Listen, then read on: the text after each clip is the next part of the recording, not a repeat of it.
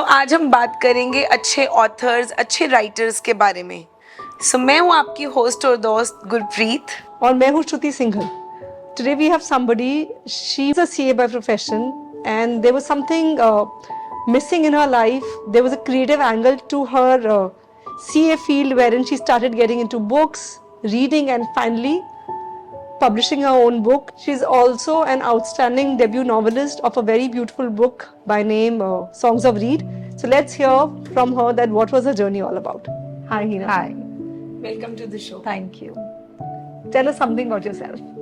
So, as you've mentioned, I'm a chartered accountant, and gradually on the way, it was not like I was not enjoying my work, but there was also I had always been into creativity, drawing or writing stories.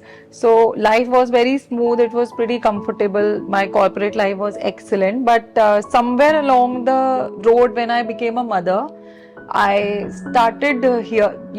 When you have some kind of personal connection to someone, and then there are stories related to those people, they start affecting you personally. So I got to hear so many stories around the world which were quite untold. There were voices which were not heard. So when you are a mother, your emotions are very high end. आप बहुत overwhelmed होते हो because suddenly there is a life which is completely dependent on you. Even for food, they are dependent on you. So you feel more deeply. You don't know कहाँ से आपके अंदर वो emotions आ रहे होते हैं, लेकिन आ रहे होते हैं. So but there is so much negativity around the world. The world we live in इतनी volatile है. But then you want to find your happy place. So I started writing a random story in which there was always a happy ending. Maybe it had some tragedies, and maybe the starting was very tragic, but the ending was always happy. So there was a moment when one of my friend read that story, and he called me and asked what happened next. But I had only written a small paragraph, a small short story kind of a thing. So but he wanted to know what happened further. So that is how my journey began. When I started writing, I did not know this will turn into a big story, or it will even turn into a novel. But 5 years down the line, it was like a 1,25,000 word novel. Wow. Yeah. It's a big number. What is it about stories that you get awakening from inside, or there is a light that you see? What do you learn from stories? So basically, there are feelings that we feel, but we may not be able to express it. और एक major point of conflict जो हमारा इस world के साथ होता है, वो होता है that we are not seen.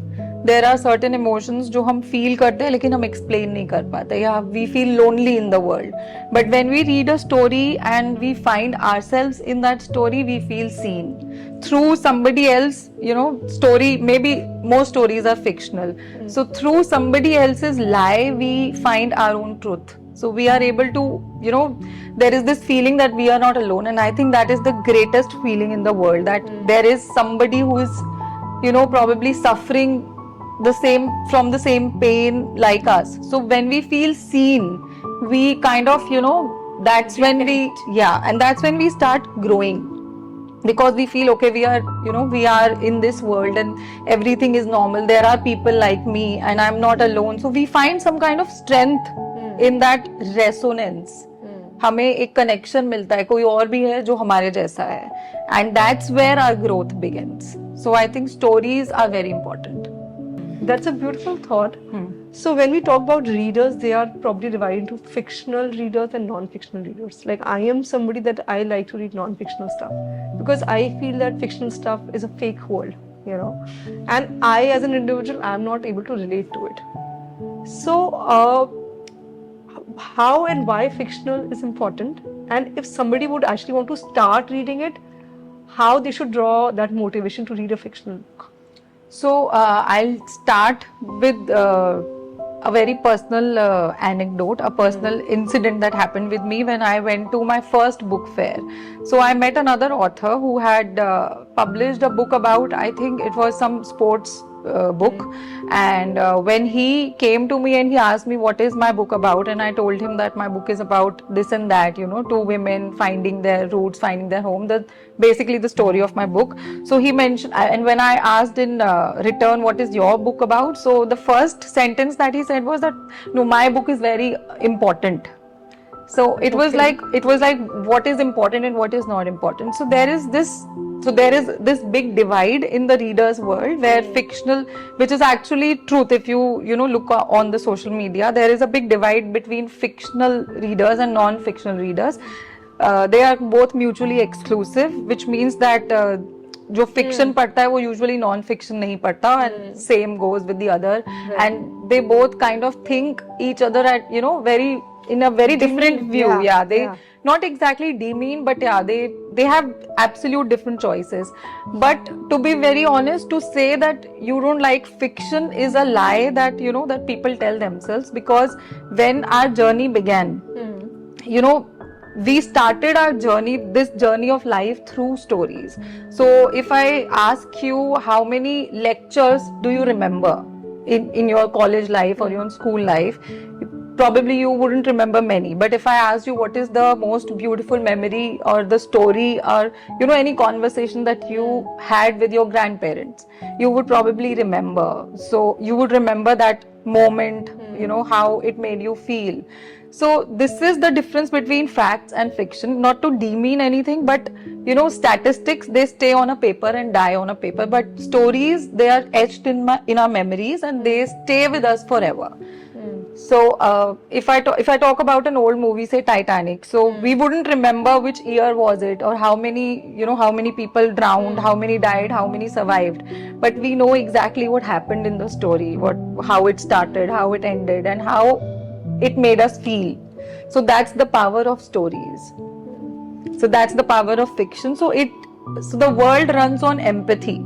So through fiction ही हमें empathy हमें समझ आती है. Through fiction we can understand दूसरे का point of view. So there are so many people you wouldn't meet in your life. For example, you wouldn't meet a woman from Afghanistan, but say if you have read a book about her, you would know how she lives, how her life is, how her struggles are shaped. So this is how we learn about others. This is through fiction we can walk in the shoes of others without even wearing them. It's a very deep thought. Yeah, so that is actually the power of fiction. You can feel, you can step out of your comfort zone and think how the other person is feeling. So talking about fictional stories and how these stories develop emotional and empathetic feeling in a person, I have a very small doubt in this, just a small thing.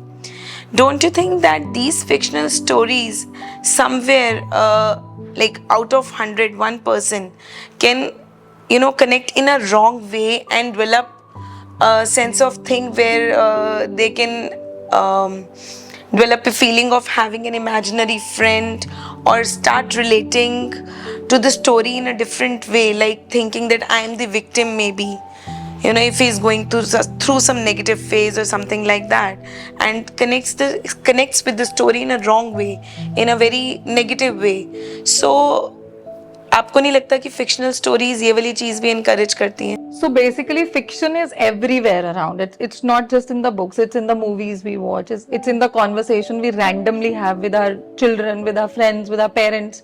Fiction is everywhere. Everything is fictional, and somewhere fiction is obviously inspired from the real life incidents. So if I write fiction, it is somewhere it is my lived experience. Maybe it is I'm writing say a 300 word paragraph. Maybe 150 or 100 words are my lived experience. So this is how we expand it.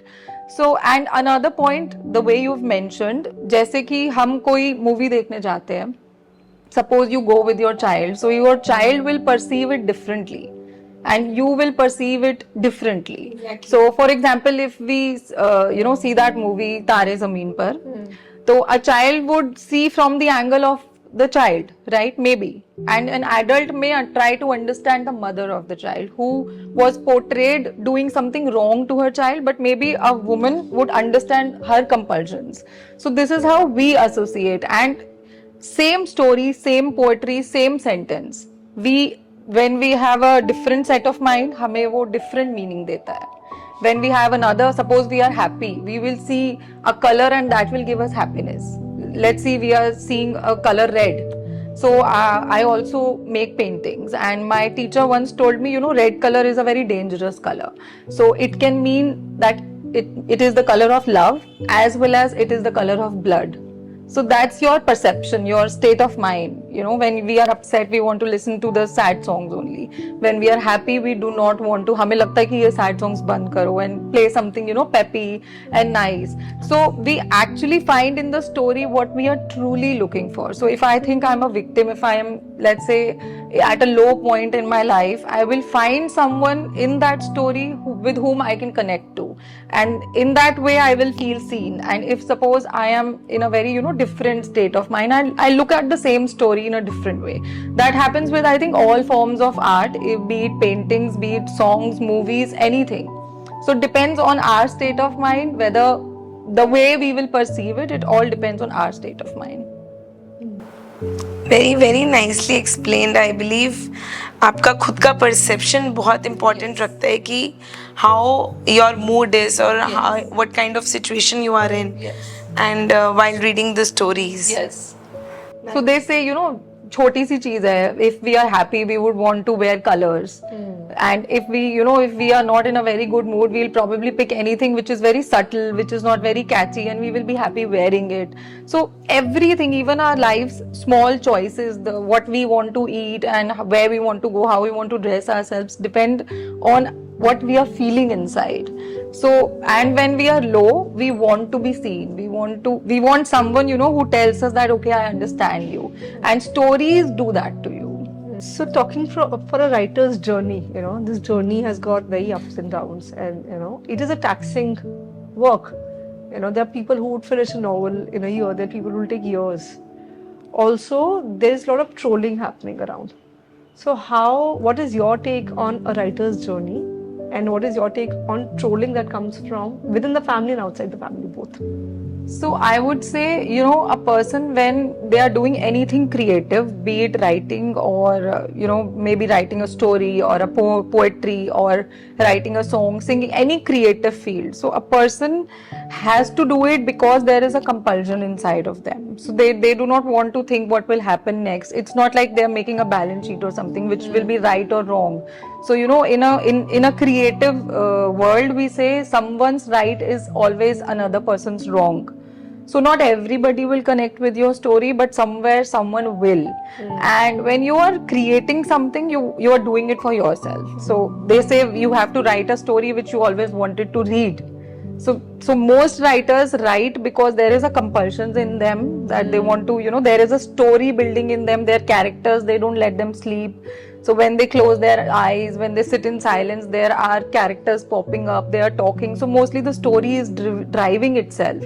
So because they are, there's this madness happening inside the brain and they want to get that thing out on the paper. So in that moment, it doesn't matter whether somebody will read it, somebody will judge it, somebody will, associate themselves with it or not, but they want to get it out, spill it out. So this is the story of all forms of art, I think. They do it for themselves to, kind of relieve themselves. So you feel that the writers are born as in there's some sort of prodigy that they could write well, or you become one over the years with your experiences wherein one is not able to express themselves or one is over expressive? I think I wouldn't say any of those would apply, because I think when there is so much to say but there are not enough people to listen, that's when a person goes into some form of art, either it is writing or expressing through an artwork or a painting, because they want to tell so much, they have so much to say, but there are always not enough people to listen. And probably they are also talking to themselves, because I see a lot of artists, they often talk to themselves. So, and it is like I said, it is more of a compulsion. So if you are sitting and there is this imaginary, a movie running in your head, you want to give it some form of words. So I think it happens with everybody. Everybody is a creative, everybody has imagination, everybody imagines, because we all have thoughts, right? We all keep thinking, if this happens, that will happen, that will happen, and we keep forming that trail in our mind. But I think not everybody wants to sit down and write it. Yeah. So, talking about stories and writing the stories in this digital fast world, wherein the Instagram is the in charge of everything nowadays, and people are, rather than reading stories, they love to watch Netflix and other OTT channels. So, what is your take on that, and how, still reading novels and books is still part of people who are actually into it? So I will say reading is still relevant, and in fact it is more relevant now than ever, because reading, we live in the world which is moving very fast. We are hustling every day. We are literally running throughout our day. We are we are doom scrolling, which the word they use it. We are doom scrolling. We are looking into everybody's life. But reading gives us that sacred pause where we sit down and reconnect with our soul. So when you are reading, reading is an activity which you cannot do with another activity. So now there is this thing where people say even watching a Netflix series, it has become a second screen. So when people are actually watching anything on the OTT, they are simultaneously also watching their phone. So now these days, I read it in an interview of a director of an OTT series, that nowadays they make series considering that that's the second screen. So they don't move it very fast, that a person is looking into their phone and they will miss a detail. So it goes slow. But when you are reading a book, or you're reading anything, you cannot simultaneously, your mind cannot be thinking, cannot be doing anything. You cannot be doing anything with your hands. All your attention, all your focus will be in that book, in that story, on that page, on those words. And I don't think there is any other activity which has left us with such sacred space where we are just completely focused on one thing. So I think reading slows us down, because slowing down is very important. I think I can connect with you because I love reading, and when I'm reading and there is some interruption in between, so I intend to read that paragraph or that line again. Yes. And maybe 2 to 3 times, because I don't want to miss out on anything. Absolutely. While reading. So we also say as parents why we should put our children into reading, because when they are reading, they learn to give their undivided attention to something, which is very difficult to achieve in this world of social media, of this digital world. It is. But unfortunately, this art of reading is slowly eroding. Our bookstores are suffering. So many people, they say that they would rather watch a movie than pick up a book and read, because it is very slow. Especially for kids, I believe, because they usually get novels to read in the summer vacations, and usually we as parents search for OTT channels or different YouTube channel or something like that कि इसकी कोई movie बनी है तो वो दिखा देते हैं, हम book पढ़ने से बच जाएंगे. Exactly. This is what is happening nowadays. So, a lot of people are writing these days as a marketing gimmick also, If you attend these business courses, a lot of business coaches recommend people to write a book so that they can promote their companies. And that's how ghost writers come into the picture. Yes. So what is your take on ghost writing? So ghostwriting is not something which has just come up in the picture. Ghostwriting was happening since the very beginning.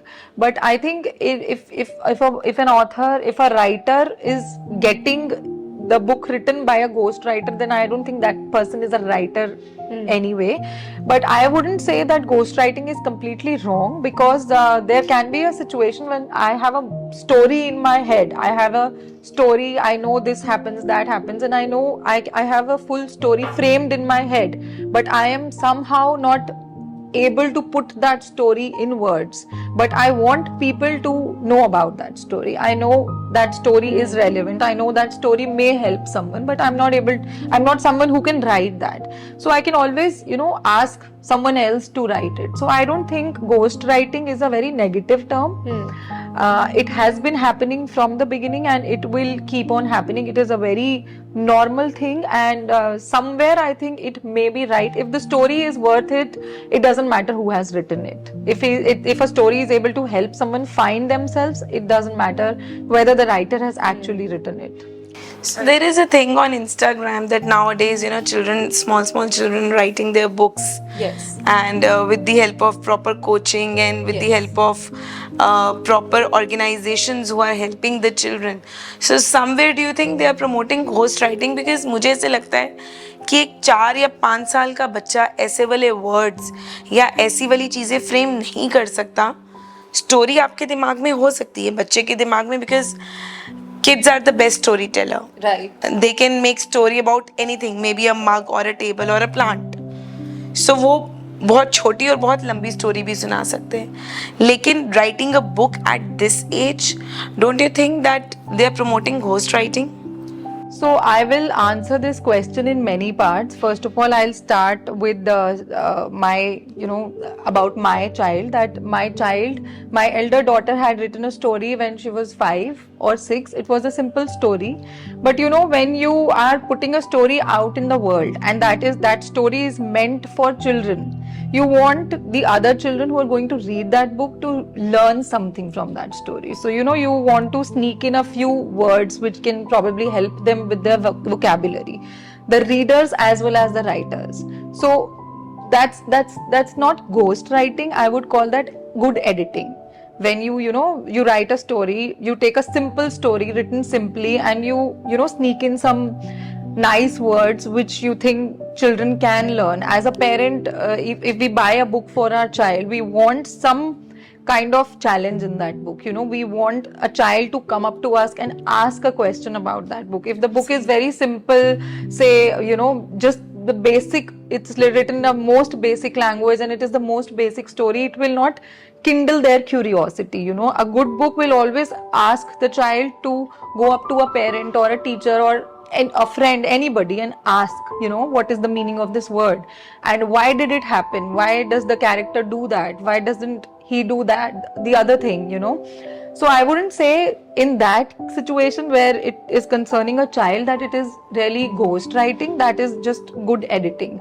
So say if you want a child to become friends with the books, so all teachers, all the parents, they want to see their children with books. And if you want your children to become friends with the books, you want to try all kind of books, picture books, texture books, books about them, books about others, books about their favorite characters. So when you get a child to write a book, obviously the child will be more interested into reading at least that book. And that's how you never know how and when a child's curiosity is kindled, how a child's interest is kindled, and they get into reading.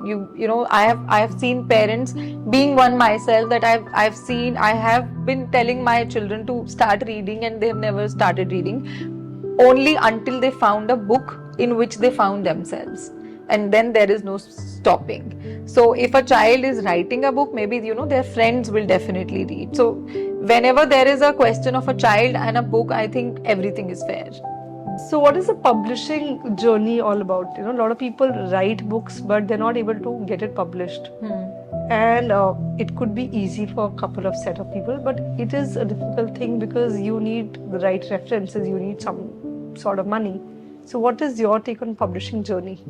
So a lot of people do not want to get their work published because they write for themselves. They don't, because publishing a book, publishing any piece of your art is like exposing yourself out in the world, because in the story, no matter how fictional it is, you are always there. In your story, there are always glimpses of yourself, the people who are around you. So a lot of people do not want to get published because they don't want to be seen in that sense. They just wanted to, like I said, they wanted to vent their emotions when they were writing, and So the publishing doesn't come in the picture. And another very beautiful thing which has now become very popular is self-publishing. So people can literally go to a publisher and self-publish, as in publish their book themselves. But then, and again, publishing has two parts. So for like in any profession, there is doing it and then there is marketing it. So publishing is still easy, but for marketing it takes the whole village. You want to be seen, and like you said, it's the world which runs on Instagram. So you would see everybody has to make videos. They say I was born to write books, but I'm forced to make videos. I'm forced to make reels. I was born to do this and that, and I'm forced to make reels. Even who is not marketing themselves to be seen? Even doctors are marketing themselves on social media. So nowadays, I believe everybody. Yeah. Yeah. So, in today's time wherein parents are so observant about their kids, and each one of us want our kids to excel in different fields. So how as a parent we can have that eye to figure out that our child has got a flair of writing, or he or she can, probably be a writer if we try and polish that skill a little bit. So are there any sort of prerequisites? So I would start by giving a quote by a very famous Russian novelist, Fyodor Dostoevsky. So he said, "How can you live a life and not have a story to tell?" So, if we do not have a story within us, then we are as good as a log of wood. So if we are living, we are breathing, we are interacting, we are, moving around with this world, with people in it, we have some story in us. And same goes with children. And like she mentioned, every child is a storyteller. So a child is already a storyteller. If you just sit and talk to a child, they would always have something to say. And then there are some things that you can keep noticing, that there are some children who like to maintain their diaries. So if you maybe ask, if you are permitted to read that diary, you would understand what kind of things they are writing in that diary. And I think a good conversation with a child will always end up in a beautiful story, from either side. Yeah. So I think as a parent we need to figure out. I those think small all tricks. children are capable of creating. All adults are capable of creating. It's just that they need to pause and think of what they want to create. So talking about fictional and non-fictional stories, usually कहा जाता है कि you learn a lot from non-fictional stories. There are many novels that are easily available in the market, from where how to make money, how to have a good business, and like for learning. So जो हमारी non-fictional stories हैं, उनके titles they speak for the book. But the fictional stories, why it is relevant for the society, why it is important. There is a very famous saying, a good story will change the way you see the world. So through fiction, you give voices to a lot of voiceless. So in my own novel, I have spoken about interfaith relationships. I have spoken about Kashmir in depth. My book is in fact based in Kashmir. I have spoken about Devdasi system. I have spoken about gender inequality, female feticide, and caste system. And yet my book is not political. My book is not controversial. There is not one controversy against my book, because I have presented all the facts. I have draped all that truth in a lie and presented it to the world. So they have understood what I'm trying to say, and yet no one is named, no one is blamed. So this is the power that only fiction has. So through fiction, you can present somebody's truth in a lie. And yeah, so fiction can ask questions that big institutions still fear to ask. So that is the power of fiction. Wow, that's very intense, I believe. Do you believe that in today's time, wherein there's so much of exposure to screens, if we talk about OTTs or movies, and now that a lot of people are making movies out of books, so you think the percentage of readers have gone down? Statistically speaking, the readership has gone down, and but again, I think if a story is worth telling. If a story is worth reading, it is also worth watching. So there are people, who tell me that we cannot read, but if there is a movie on this book, we can watch it. If I know that the book will kindle some kind of feelings or emotions in them, which are good for us, so I don't mind if they get it from a movie or from a book. So intent is important, Intent is important. and Sometimes- the answer to that book, probably the learning is important, be it whatever medium. Yes, but there is always this divide. Which one was better, the book or the movie? So sometimes I have seen the process vice versa also. Like my son, he watched that movie, The Charlie and the Chocolate Factory, and later when he saw that novel in the market, he was after my life that I want to read it. And to my surprise, he actually read the entire novel in 3 days because he was very curious to know. And sometimes I believe children are very excited to match the incidents and scenes, so they get that excitement कि हमने movie देखी और अब हमें novel भी पढ़ना है same वाला. So it can be ulta also. So it is both ways. So I would say when you have a book, when you have a text written document in your hand, it somehow elongates the pleasure, because in the movie, if you're watching a scene, a person has stood up and walks towards the door, you would watch that. But if you read it in a book, if you read it on a page, probably that walk will take you through 3 pages, and that walk will tell you how the person rose, what was the person thinking, what was he holding, what was he wearing. So sometimes the book is more atmospheric than the movie. In fact, most times the written document is more atmospheric, because you feel, you can smell the salt in the air, you can taste you can taste the air on your tongue, and you can feel the goosebumps that the character has, but you might miss these tiny details when you're watching a movie. So that's why sometimes most times a book is more pleasurable than watching the movie. If you ask readers, they would always want to read the book. They would always keep the book at the top of the movie. I second that. But somewhere I believe that watching a movie and then reading the same novel, especially for those children who are not at all into reading, gives a kind of vision to their reading and imagination, what they are reading it about. तो उनको एक थोड़ी सी ना idea लग जाता है कि यार ये चीज़ हमने देखी थी, अच्छा, they start imaginating in that way because they have seen that visuals from the book. So I would say, a movie gets finished in 1 hour, 1.5 hour, or 3 hours maximum. But when you are reading a book, it's up to you how long you want that experience to last. So you can, finish there is nothing you can do about a movie. You have to finish it in the time it is made, in the, duration it is made. But when you are reading a book, you can lie down on a page, you can underline a page, you can close the book, you can think about that line, you can feel that line, and you can elongate your experience. So that can only happen when you have a book in your hand. You can take, you can in fact take years to finish a book.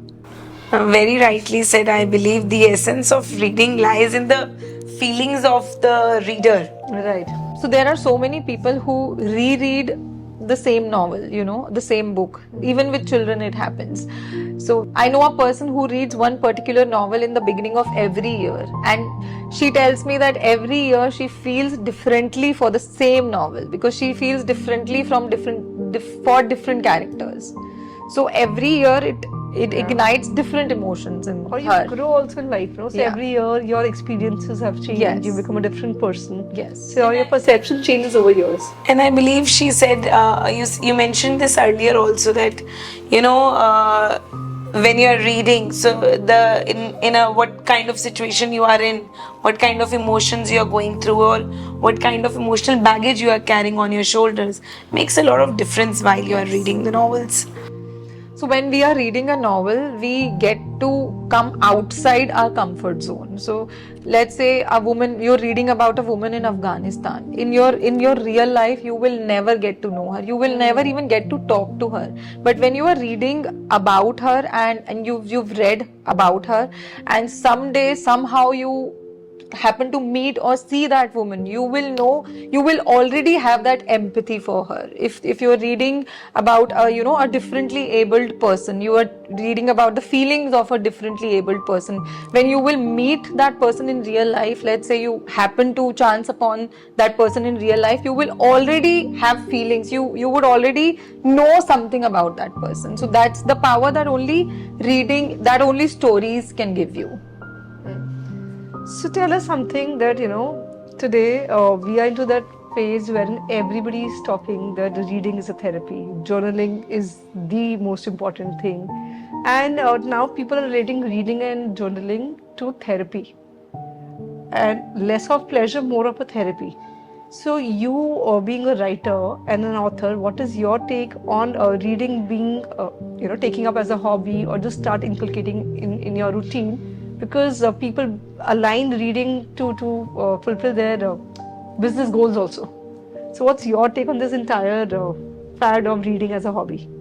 So I think reading is a very beautiful hobby. There is a very famous saying, I think, which we've all heard in school growing up, that all readers are not leaders. All readers may not be leaders, but all leaders were once readers. Yeah. So reading is not just therapy. We get to know ourselves better. We get to focus, and so basically putting ourselves out in any form of creative outlet, it releases us of the baggage that we are carrying. There are so many therapists who give, a paper and a pen to their clients, and they ask them to write or draw something. I personally know a lot of therapists who have, made art rooms. They literally give canvas and the paintings and the colors to their patients, the people whom they are seeing, and they want them to create something, because that becomes an outlet of our emotions. If we are not able to, so the main thing is we want to get things that are piled up in our heart, we want to get those things out,